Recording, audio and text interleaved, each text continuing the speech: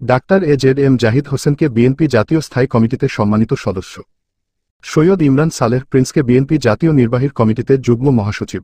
শরীফুল আলমকে সাংগঠনিক সম্পাদক, অ্যাডভোকেট শাহ ওয়ারেস আলী মামুনকে সহ সাংগঠনিক সম্পাদক, ময়মনসিংহ বিভাগ, আবু ওয়াহাব আকন্দকে সহ সাংগঠনিক সম্পাদক মনোনীত করায় বিএনপি চেয়ারপারসন ও সাবেক প্রধানমন্ত্রী দেশনেত্রী বেগম খালেদা জিয়া ও বিএনপি ভারপ্রাপ্ত চেয়ারম্যান তারেক রহমানের প্রতি অশেষ কৃতজ্ঞতা জানিয়ে ছাত্রদল কেন্দ্রীয় সংসদের সাবেক সহ সাংগঠনিক সম্পাদক, ময়মনসিংহ মহানগর ছাত্রদলের সভাপতি নাইমুল করিম লুইন ভাইয়ের নেতৃত্বে ময়মনসিংহ মহানগর ছাত্রদলের শুভেচ্ছা মিছিল।